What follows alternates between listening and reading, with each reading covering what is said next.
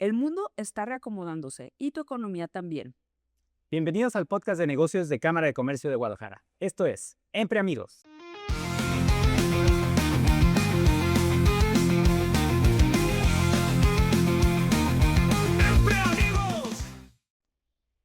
El día de hoy nos acompaña la doctora Noria Claudia Ampudia Márquez. Ella es economista egresada en la maestría y doctorado en la Universidad Nacional Autónoma de México, donde desarrolló su base en análisis microeconómico, política monetaria y desarrollo económico.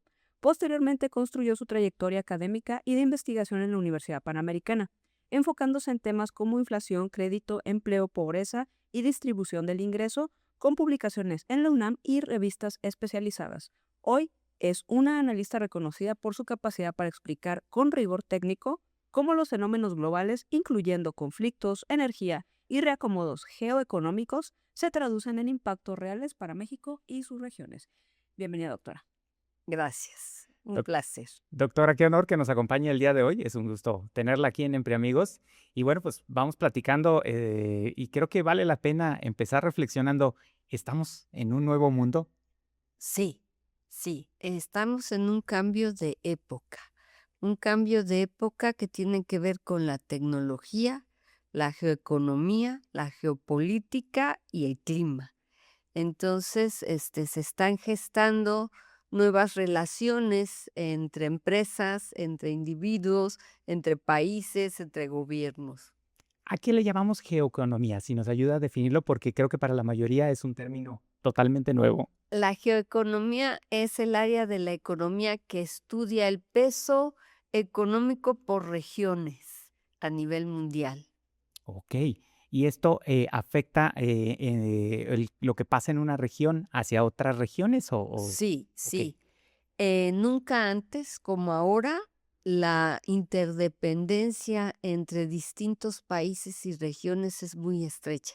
Y esto se debe pues a las cadenas de valor, ¿no? A la división de los procesos productivos en eslabones, y la mercancía va pasando por etapas entre diversos países. Entonces, nunca antes había habido tanta interdependencia, de forma que lo que sucede en un país, por más lejano que parezca, como en China, pues nos afecta en América Latina.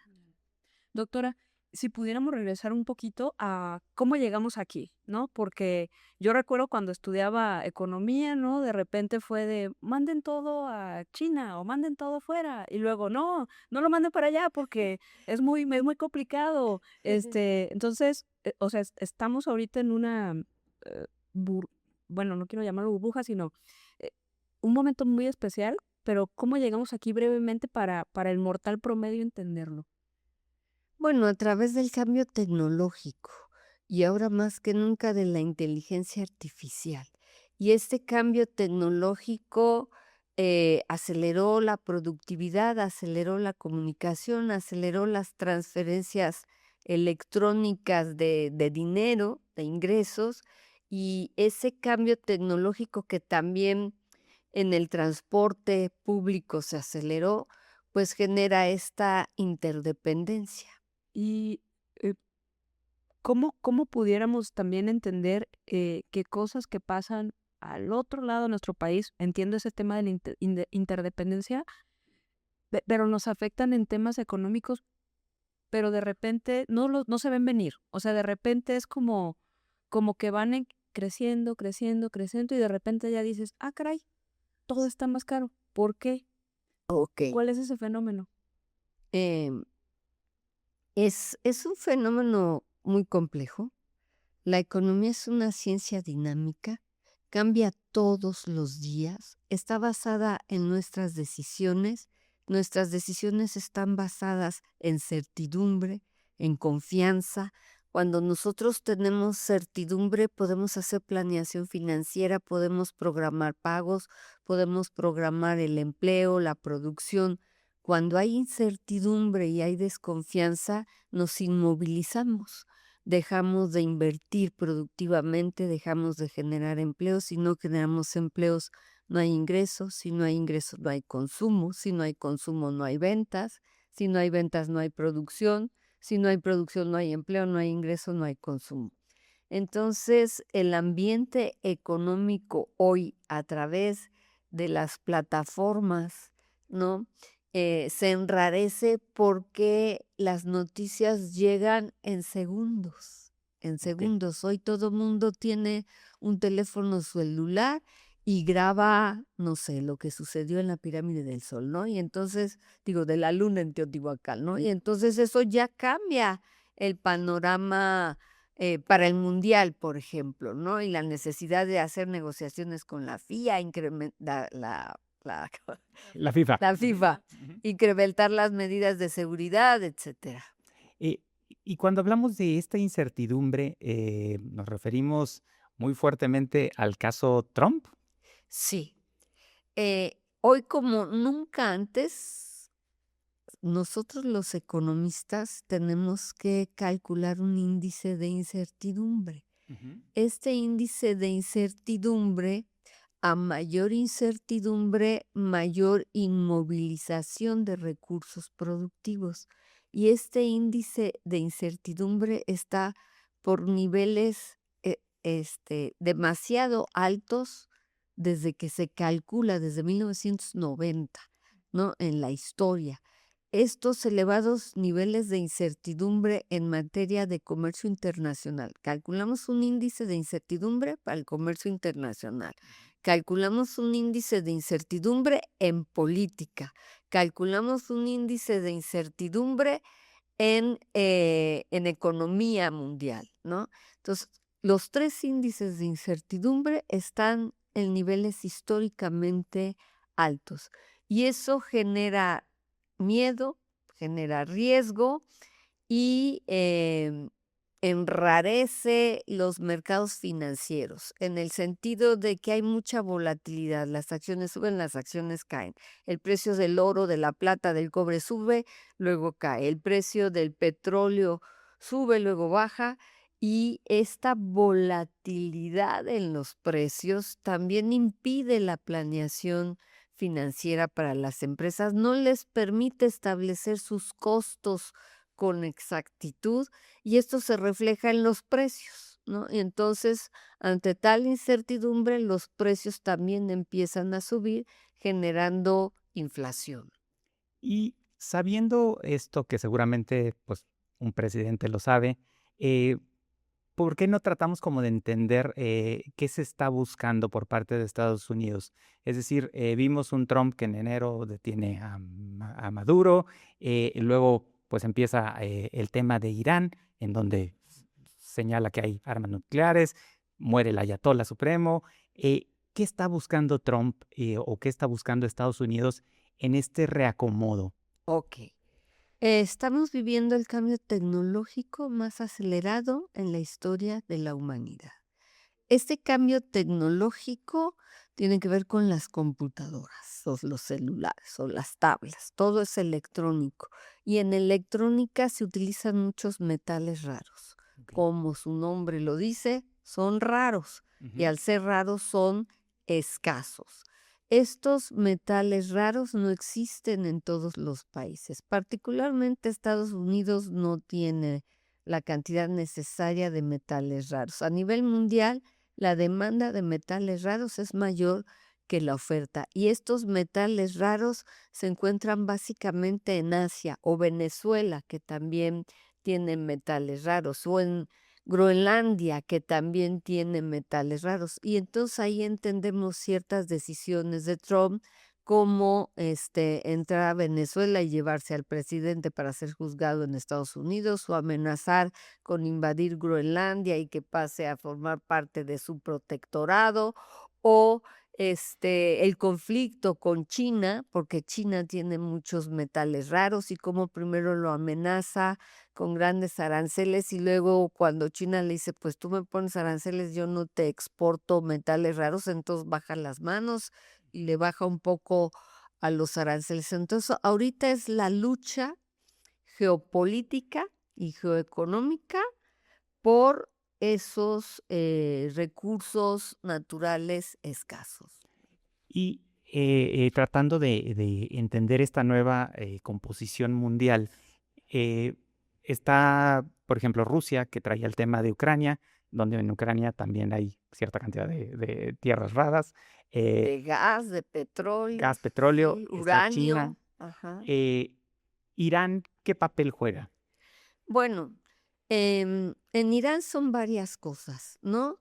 En primer lugar es el conflicto ideológico religioso, ¿no? Ujú. El, las capacidades que tienen en materia de energía nuclear y armas nucleares y la posición estratégica que Irán tiene en el Golfo, se me olvidó, Golfo Pérsico. Ujú, Se sí, me sí, fue el nombre, ¿no? en el Golfo Pérsico. El Ujú. Golfo Pérsico y el estrecho De de Hormuz. Hormuz. Entonces, por ese estrecho pasa el 20% del petróleo mundial, el 20% del gas natural, el 70% del helio, que el helio es un gas que se utiliza para enfriar procesos productivos en la elaboración de chips. Y pues tiene una posición estratégica porque precisamente en ese golfo están los principales países productores de petróleo, ¿no? Como los Emiratos Árabes Unidos, Qatar, pues otros países, ¿no? Am, y Irán sabe que tiene un poder estratégico. Israel convenció a Donald Trump de atacar Irán bajo el argumento de que iba a ser una guerra breve que se acabaría en 5 días, pero nunca contaron con la posición estratégica que tiene Irán en el Golfo y en el estrecho de De Hormuz. Hormuz. Ok, y al momento que ese estrecho se vuelve el foco de tensión Exacto. y trae todos estos efectos en la cadena de suministro para todo el tema energético, ¿no se le puede salir de la mano a Trump Ya la se le situación? salió de las manos, ya se le salió de las manos, porque él pensó que en 5 días el problema iba a estar resuelto, ¿no? Irán tiene aliados, aliados ideológicos, ¿no? Aliados ideológicos también del otro lado de la península arábica, en el otro estrecho del que viene el canal de Suez y por el que pasan las mercancías. Entonces, tiene aliados en Somalia, tiene aliados en Líbano, tiene aliados en otros países que a su vez presionan estratégicamente a Trump, ¿no? Porque también podrían dificultar el tráfico a través del canal de Suez y luego pasar hacia Asia, ¿no? El problema ahorita, fíjate qué interesante. Ahorita los países más afectados por el cierre del estrecho de Hormuz están en Asia, ¿no? Están en Asia, que es la India, Ujú. que ya es entre la tercera y la cuarta economía más grande del mundo, Japón, Corea del Norte, China, Taiwán. Tan solo en Taiwán se produce el 80% de los chips a nivel mundial. Y hay otro conflicto ahí entre China y Taiwán porque Taiwán no es un país, es un territorio. Y China dice que es territorio chino y está haciendo maniobras militares frente al mar de Taiwán y está amenazando con invadir Taiwán. Entonces, si tú te das cuenta, todo lo que está sucediendo a nivel mundial tiene que ver precisamente con esos pasos estratégicos de las mercancías, con esos recursos naturales estratégicos. Y eso está cambiando la geopolítica. Agrégale que estamos pasando de un modelo bipolar después de la Segunda Guerra Mundial, donde había dos grandes potencias que predominaban. Primero fue la Unión de Repúblicas Soviéticas Socialistas, luego cuando cae el muro de Berlín, Rusia y Estados Unidos, a un mundo multipolar, donde la economía más grande del mundo en términos per cápita es China. Ujú. Después sigue Estados Unidos y tienes a Rusia y tienes a India y tienes a la zona monetaria europea o la Unión Económica Europea. Son dos cosas distintas, pero los países miembros de la zona monetaria europea, son miembros de la Unión Económica Europea, aunque no todos los países de la Unión Económica Europea son miembros del euro, no Ujú. tienen la misma moneda.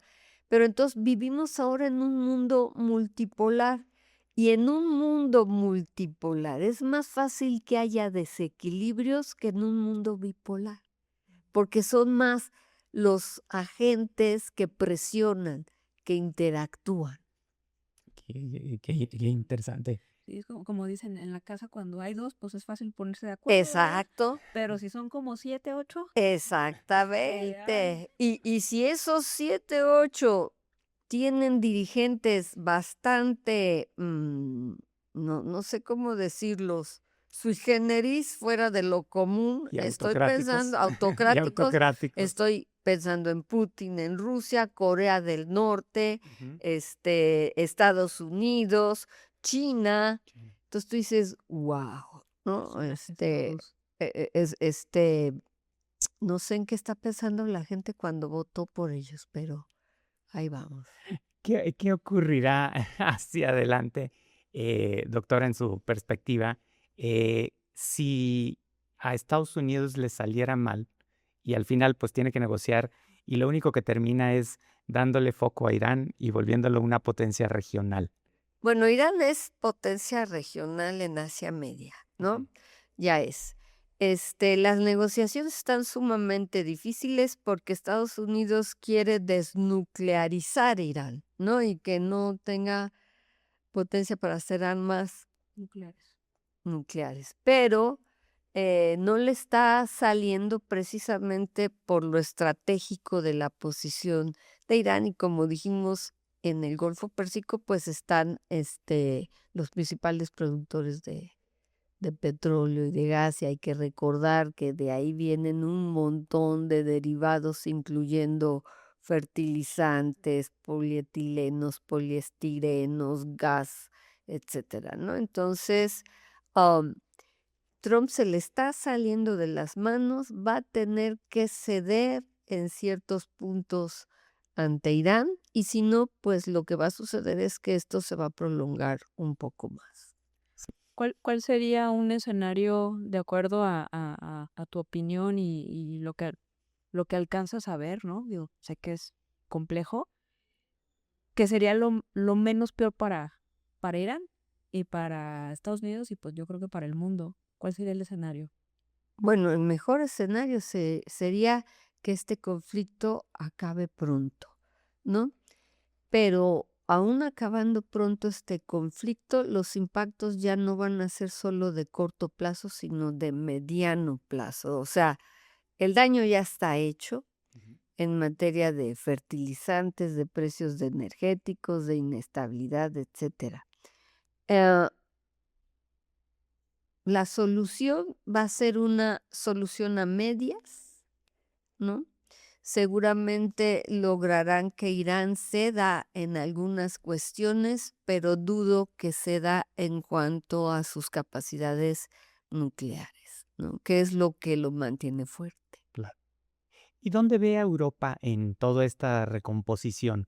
Porque pareciera que en todo este conflicto, pues Europa está desdibujado totalmente, y hasta falto de fortaleza, Sí, máxime con un Donald Trump, pues vapuleando a la OTAN cada que puede. sí, Este, sí. El problema con Europa es que están muy debilitados por la guerra de Rusia con Ucrania.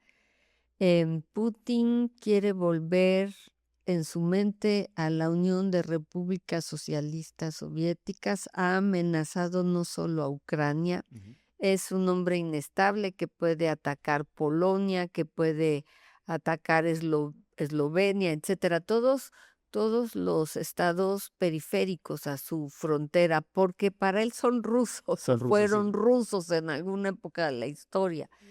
Entonces, Europa ha incrementado su gasto militar, eso ha aumentado fuertemente su deuda pública, su déficit fiscal, y no cuentan con recursos suficientes como para apoyar a Estados Unidos en esta guerra con Irán, ¿no?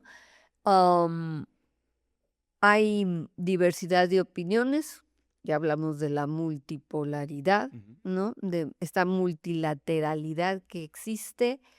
No, España no necesariamente está de acuerdo en apoyar a Estados Unidos, Francia se lo piensa, Alemania se lo piensa. Entonces, sí tenemos en ese sentido político una Europa debilitada, no tanto en el sentido económico, pero sí no tiene margen de maniobra, es decir, espacio fiscal. El espacio fiscal es la diferencia entre ingresos y egresos de un gobierno. Entonces, no tienen el suficiente espacio fiscal, el suficiente margen de maniobra como para apoyar a Trump en otro conflicto versus el que ya existe con respecto a Ucrania, ¿no? Y en esta tesitura de situación fiscal de Europa, ¿qué tanto hay su dependencia también energética? Muchísimo. Pero ellos dependen más del gas natural de Rusia, ¿no? Y han tenido que ceder con Rusia, ¿no? O sea, Rusia los quiere invadir, pero dependen de su gas. Pero dependen de su gas natural, ¿no? En materia de petróleo también dependen mucho del petróleo de esta área de Medio Oriente, pero lo salva el Brent del norte, o sea, el petróleo del norte de Europa, y su dependencia estratégica es mucho menor que de Japón, China, India, Taiwán, ¿no? Tailandia. Ok. Va, pues, híjole, pues, cómo toda la situación se empieza a complicar en diferentes sectores. Sí, Y si podemos platicar sobre el tema de los fertilizantes, ¿no? sí. Que a lo mejor decimos, y como qué tiene que ver el impacto de los fertilizantes, y creo que es bastante Bueno, complicado. es muy importante ver que del mismo petróleo se derivan fertilizantes, ¿no? Y pues los fertilizantes afectan fuertemente la producción agropecuaria. Y por eso, incluso, fíjate, México es dependiente de la importación de fertilizantes.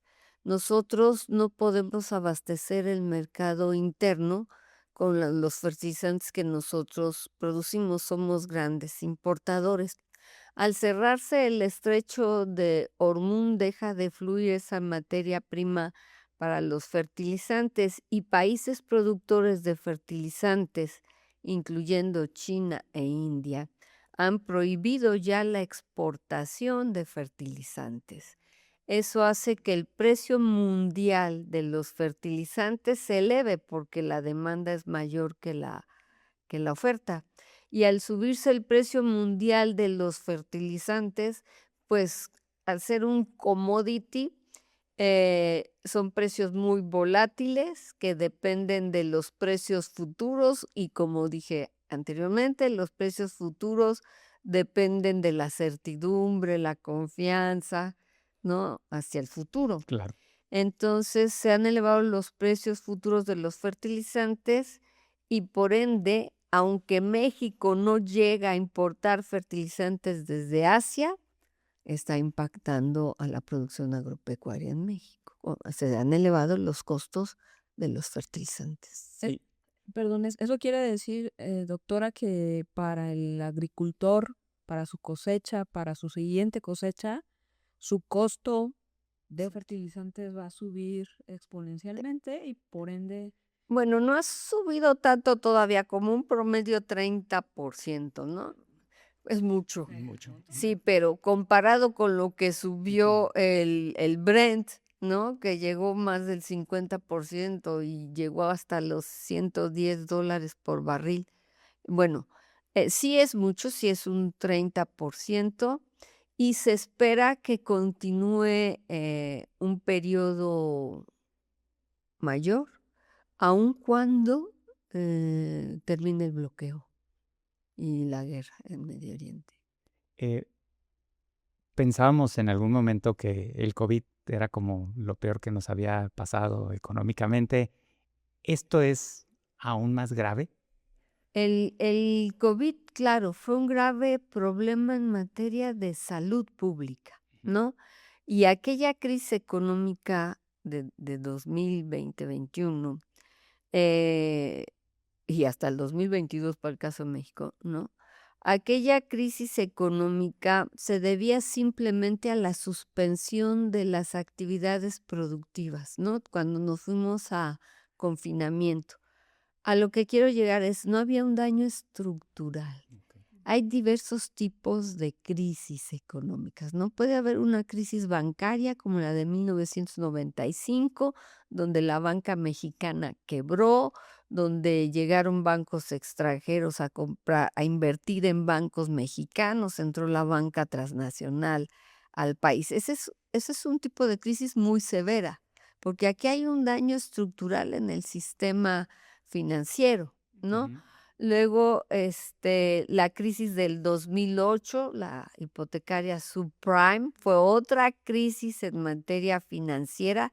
Las peores crisis son las financieras, que contagió a México y a otros países a nivel mundial. Am, Hay crisis inflacionarias por problemas que pueden ser climatológicos o por problemas estructurales. Entonces, la del COVID era una crisis que solo iba a tener efectos a mediano plazo y en cuanto se abriera la actividad económica y volviéramos a la normalidad, las cosas iban a Recuperarse. representar una recuperación rápida. Pero esta crisis ya es una crisis estructural en el sentido de que se han atacado por parte de Irán a sus países vecinos, este, instalaciones, ¿no? Para embarcar, para desembarcar, para generar gas natural. Entonces, aquí ya hay un problema estructural de destrucción de capacidades productivas. Y esas crisis no se resuelven, o esas capacidades estructurales productivas no se recuperan en el corto plazo. Por eso estamos diciendo, los efectos de esta guerra en Medio Oriente todavía se van a sentir aunque termine la guerra. Sí me El daño ya expliqué. está hecho. El daño ya está hecho. Ajá. Eh, Entonces son distintos, ¿no? Entiendo que el nivel de incertidumbre ahorita es gigantesco, pero jugando a que tuviera una bola de cristal enfrente y para tratar de cerrar el punto internacional, eh, ¿cómo ve o cómo cree que el mundo va a quedar después de todo esto? Bueno, nosotros tenemos ahorita la emergencia, así como se dice, el aumento de las economías emergentes dentro de Ujú. este mundo multipolar. Estas economías emergentes son aquellas que crecen más rápidamente que las economías desarrolladas. Estas economías emergentes son Brasil, Rusia, India, China, Tailandia, Singapur. Son economías emergentes que llevan la batuta en materia de productividad por cómo han planeado su desarrollo e invertido en capital humano, educación, investigación, desarrollo tecnológico. Entonces, estamos avanzando a un mundo geopolíticamente distinto y geoeconómicamente distinto, con más contrapesos, pero con más intereses contrapuestos, ¿no? Y eso va a continuar, y eso va a continuar. Ya no vamos a dar marcha atrás en ese sentido. Los gobiernos son cada vez más conscientes de su interdependencia económica y los BRICS, Brasil, Rusia, India, China, Sudáfrica, se están uniendo con otros países para generar alianzas estratégicas que compensen el dominio del grupo del G7, ¿no? Las 7 economías más desarrolladas del mundo. Y esas estrategias que ellos están desarrollando incluyen acuerdos comerciales, acuerdos de libre convertibilidad el desarrollo de una plataforma financiera independiente para hacer los pagos internacionales, diferente al SWIFT, ¿no? En donde dominan el mundo occidental, ¿no? Ellos se denominan a sí mismos el sur global y se están desdolarizando, ¿no? Es decir, están haciendo acuerdos de libre convertibilidad donde, por ejemplo, China le dice a Australia, si tú estás dispuesto a que yo te pague en yuanes o renminbis, que es el nombre oficial de la moneda, yo estoy dispuesto a que tú me pagues en dólares australianos y ya no hacemos el intercambio dólar australiano, dólar norteamericano, yuan, ¿no? Nos desdolarizamos y de esa manera también disminuimos las presiones de bloqueo financiero y económico de Estados Unidos. Entonces, estamos viendo el surgimiento de monedas que nosotros les llamamos monedas globales. Hay, no sé si lo explico, pero rápido, hay Sí, sí, tres adelante. tipos de Ujú. monedas: monedas locales, monedas globales y monedas internacionales. Las monedas globales son aquellas que cumplen sus tres funciones: unidad de cambio, unidad de cuenta y reserva de valor, pero únicamente en su país. Las monedas globales son monedas que a nivel internacional cumplen una función: reserva de valor. Y las Ujú. monedas internacionales solo son 4, ¿no? Es el dólar, el euro, la libra esterlina y el yen japonés. Y estas monedas cumplen 3 funciones, sus 3 funciones a nivel internacional. Tú puedes llegar con dólares a cualquier país del mundo y te los aceptan en la tiendita de la esquina, Correcto. ¿no? Entonces, estas monedas globales, entre ellas el peso mexicano, ¿no? Estas monedas globales, pues está la moneda de China, la moneda de Sudáfrica, la moneda de Rusia, la moneda de la India, si me estoy explicando. Claro. Y al ser ya monedas globales es más fácil el intercambio comercial, es más fácil la facturación en otra moneda que no sea el dólar. Por ejemplo, México cuando exporta factura En en dólares. dólares. Ujú. No facturamos en pesos, ¿no? Sin embargo, facturamos en dólares y eso hace del dólar la moneda internacional de referencia, pero el dólar ha venido perdiendo peso y control más como moneda internacional, y eso aprovechan las monedas emergentes para ir tomando más peso en el sistema monetario internacional, y eso ya significa un cambio incluso en las negociaciones financieras y Claro. comerciales. Ajá. No, qué interesante. ¿Y esto no complicará todo el sistema internacional de intercambio comercial? O sea, al momento que cada quien o empiezan a surgir diferentes Lo monedas de que cambio. pasa es que ahora ya estamos usando plataformas electrónicas, Ok. ¿no?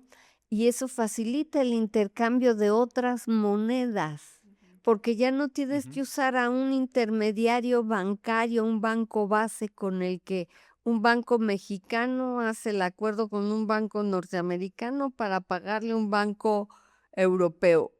Con estas plataformas de pago, cada vez los necesitas menos. Y entonces la verdad es que se abarata y se facilita el comercio internacional.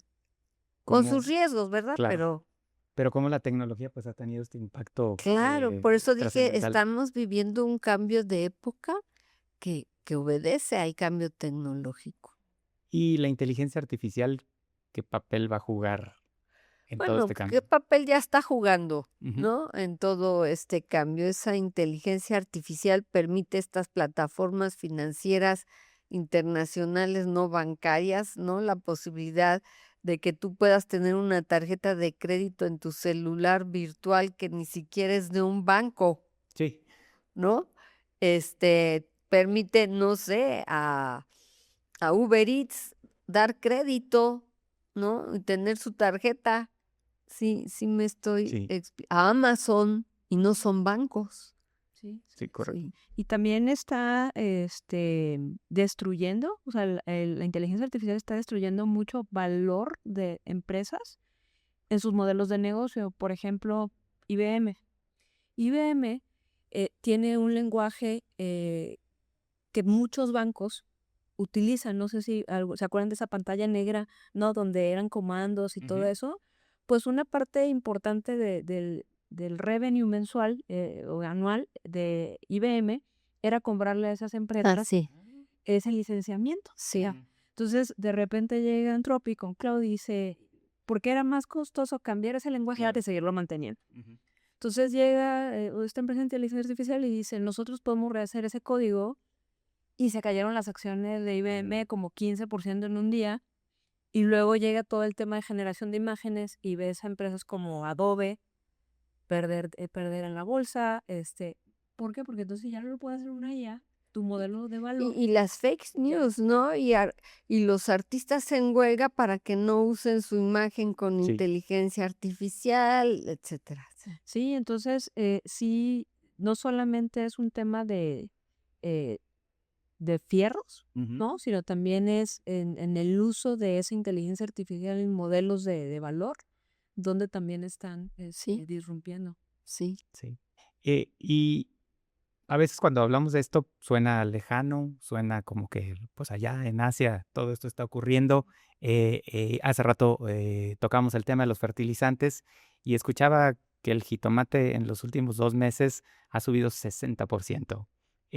¿Cómo es que pega todo esto a México y al mercado local para que cualquiera de nuestros amigos que nos están escuchando entienda cómo el efecto de todo esto que está ocurriendo va a llegar finalmente a su bolsillo? Ok. Son dos cosas. Con respecto al jitomate, Sí. ¿no? El principal productor es Sinaloa y Sinaloa ha tenido escasez de lluvias. Los agricultores en Sinaloa ya no tienen permiso de sembrar todas sus hectáreas por falta de agua. Entonces, una parte tiene que ver con el cambio climático. Ok. Otra parte tiene que ver con el derecho de cobro de piso y la inseguridad en los medios de transporte por carretera, donde ahora las empresas tienen que pagar escoltas para transportar la mercancía, ¿no? Otra parte tiene que ver con la inestabilidad del crimen organizado, la guerra entre los chapitos y los otros, ¿no? Eh, Otra parte tiene que ver con la cancelación de los apoyos al campo, ¿no? Que se dio. Eso creo que no lo traigo aquí, pero financiera rural, programas de crédito, programas de apoyo a fertilizantes, precios de garantía fueron desmantelados por el gobierno anterior y fueron sustituidos por Sembrando Vida, que no ha logrado obtener resultados ni es efectivo, y fueron sustituidos por otros dos programas. Entonces ahorita los agricultores y los campesinos están en malas condiciones por estos factores que ya mencioné y por la falta de apoyos del gobierno al campo, ¿no? Y de financiamiento. Quitaron financiera rural, por ejemplo. Eso es por un lado. Ahora, agrégale el incremento en el costo de los De los combustibles. fertilizantes. Agrégale el incremento en el precio del diésel, porque 80% de las mercancías en este país se transportan por carretera y utilizan diésel. Y México no es autosuficiente en la producción de diésel. México importa gasolina e importa diésel. 45% de la gasolina es importada. A veces la gente dice, esto está beneficiando al gobierno por el incremento en el precio del petróleo. No, porque cuando tú ves la balanza petrolera entre lo que exportamos, petróleo crudo, y lo que importamos, petróleo refinado y derivados del petróleo, tenemos un déficit en la balanza petrolera que está aumentando. Entonces, todos estos factores, los internos, más los internacionales, más el cambio climático, ha hecho que la canasta alimentaria duplique su precio respecto a la inflación promedio ¿no? Es decir, está subiendo más rápidamente la canasta alimentaria al doble que lo que está subiendo la inflación promedio.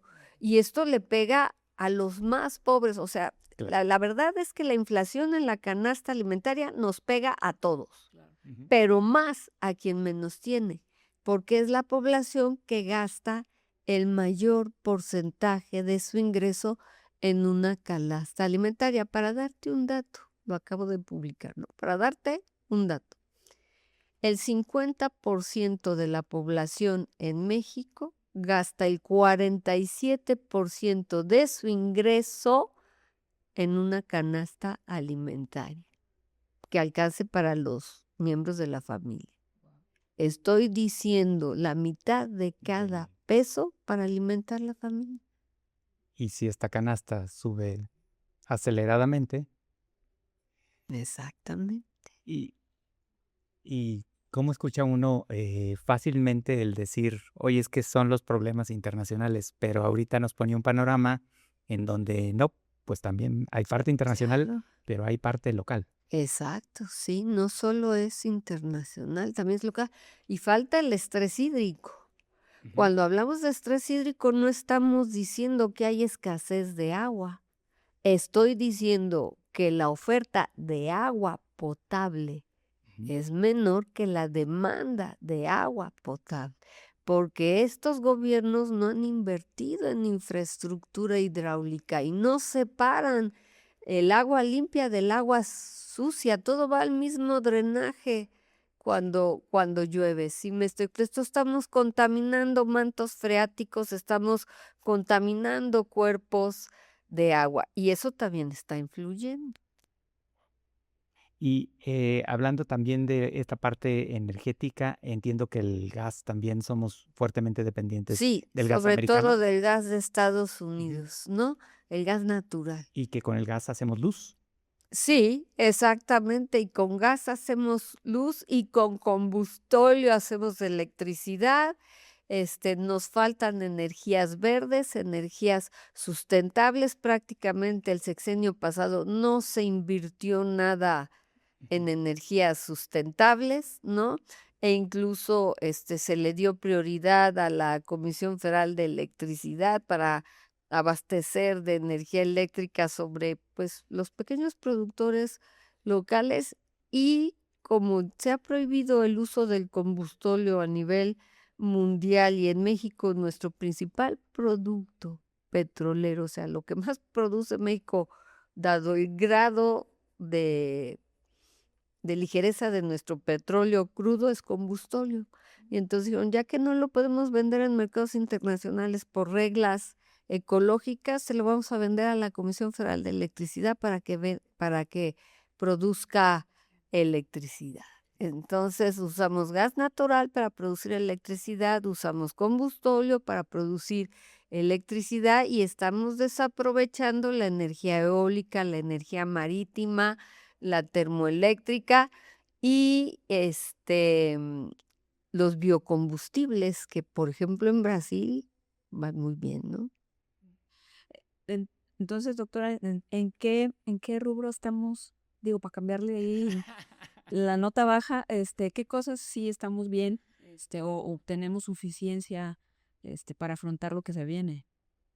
Bueno, Depende, ¿va? Depende. depende incluso de la región geográfica, ¿no? Ujú. México es muy Sí. grande geográficamente hablando y en diversificación de recursos naturales, ¿no? México la está haciendo, los empresarios mexicanos la están haciendo muy bien en la electrónica, en la farmacobiológica, en la aeroespacial, en huevo, pollo, cerdo, berries, aguacate, pero también depende del área geográfica, turismo, servicios financieros, logística. Sí tenemos muchas fortalezas. Y digo, ya aterrizándolo a México, ¿no? Ya platicamos del tema de la canasta básica.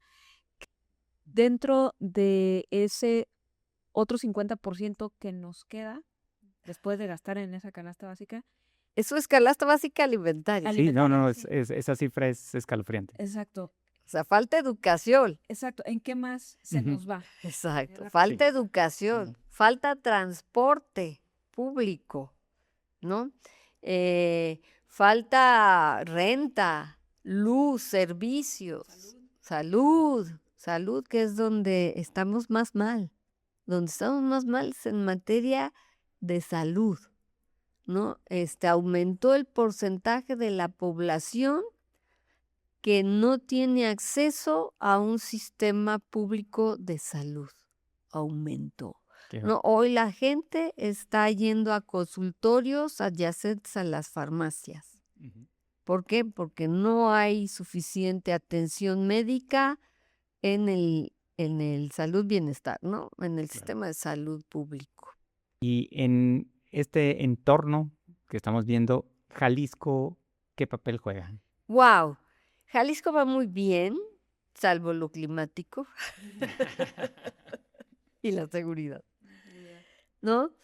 Pero Jalisco a veces es la tercera y a veces la cuarta economía más grande del país. Jalisco es el mayor exportador no fronterizo de la República Mexicana. Jalisco es una economía muy diversificada, muy diversificada. Eso nos da una ventaja terrible ante el ciclo económico, porque cuando una actividad económica cae, la otra sube y compensa. De forma que cuando el Producto Interno Bruto Nacional cae, Jalisco cae menos. Y cuando el Producto Bruto Nacional sube, Jalisco sube más. Jalisco es fuerte agropecuariamente hablando, ¿no? Pollo, huevo, leche, carne de cerdo, carne de res, berries, aguacate. Luego, es fuerte tequila, bebidas, tequila, cerveza. Es fuerte servicios financieros. Es fuerte en logística. Es fuerte en educación, ¿no? En Jalisco salen muchos jóvenes muy bien capacitados, ingenieros e ingenieras, ¿no? Estamos bien en educación. Hay menos pobreza en Jalisco que el promedio nacional y la clase media en Jalisco es más amplia que el promedio nacional. Característica clave de Jalisco, independientemente del partido en el poder, estoy hablando del PRI, del PAN, Movimiento Ciudadano, en Jalisco los empresarios saben trabajar en equipo con el gobierno y con las instituciones educativas. Aquí se ve que hay trabajo en equipo a la hora de hacer planeación, a la hora de hacer programas, a la hora de hacer proyectos. El gobierno de Jalisco tiene visión de mediano plazo, mientras que otros gobiernos solo tienen visión de corto plazo. Y Jalisco le apuesta hacia el mediano plazo. Entonces, si tú me dices, ¿cómo va la economía de Jalisco? Desde luego que nos afecta Trump, Claro. ¿no? Porque más del 80% de lo que exporta Jalisco va a Estados Unidos. Desde luego que nos afecta a Trump. Desde luego que nos afectan los aranceles, su volatilidad en política comercial, sus incursiones en materia de seguridad, ¿no? Desde luego que nos afecta, pero nos afecta proporcionalmente menos que lo que afecta a otros estados gracias a la diversificación económica, diversas actividades económicas, gracias a la clase media, que es más grande que a nivel nacional, y gracias a la coordinación a través de las cámaras, como esta, la Canaco, ¿no? A través de las cámaras con el gobierno estatal y las universidades. Qué importante este pensamiento y esta creencia de hacer equipo, ¿no? Claro, y Jalisco hace equipo. Ujú. Hace equipo y entonces no ves cambios bruscos cuando pasó del PRI al PAN y del PAN al Movimiento Ciudadano, no ves cambios bruscos porque sabemos lo que queremos. Sí. Claro, también hay áreas de oportunidad, ¿no? Como todo. Claro. Sin embargo, el trabajar y colaborar y dar seguimiento, yo creo que eso también es bien importante, ¿no? Dar seguimiento, que los temas no se olviden, ¿no? Y también es complicado porque cuando ya quieres darle seguimiento igual y el mundo ya cambió, que ya tienes que Sí, revirar. sí. Pues creo que nos deja con muchísimos conocimientos, doctora. La verdad, estamos muy agradecidos de que nos haya acompañado el Gracias. día de hoy, porque nos hizo entender desde este panorama mundial hasta cómo llegamos al bolsillo de cada uno de nosotros aquí en lo local. Le agradecemos muchísimo y siempre solemos terminar el podcast con un consejo final que le quiera dar a nuestros amigos. A los amigos. Bien, dada este grado de incertidumbre e inestabilidad, hay que hacer planeación estratégica, hay que plantear 3 escenarios, el peor escenario, un escenario medio y un escenario optimista. Así, si nos toca el peor escenario, ya estamos preparados. Y si nos toca un escenario medio, ya llevamos las de ganar, ¿no? Entonces hay que hacer planeación estratégica y hay que recordar, y eso es fundamental, que el Departamento de Recursos Humanos no es un departamento de nómina, es un departamento de planeación estratégica en cuanto a capital humano, porque con este cambio tecnológico tan acelerado, el capital humano es clave en la supervivencia del negocio. Hay que tener al mejor empleado en el puesto ideal, ¿no? Entonces tienes que planear estratégicamente la ubicación de tus empleados, el desarrollo de sus destrezas, el desarrollo de sus habilidades y el desarrollo de su pensamiento crítico para que puedan enfrentar rápidamente los problemas que se vengan. Qué gran consejo. Pues muchísimas gracias, doctora, por haber estado con nosotros el día de hoy. Muchísimas gracias y gracias también a ustedes. Si algo de lo que escucharon el día de hoy les hizo reflexionar, inspirarse o prevenir algunas cosas, por favor compártanlo con otro amigo. Eso nos ayuda a seguir creando este mismo formato. Y no se les olvide darle seguir en la plataforma que nos estén escuchando. Eso nos da la posibilidad de replicar este contenido con muchísimos más empresarios. Muchísimas gracias. Gracias, doctora, y hasta la próxima. Hasta la próxima. Gracias.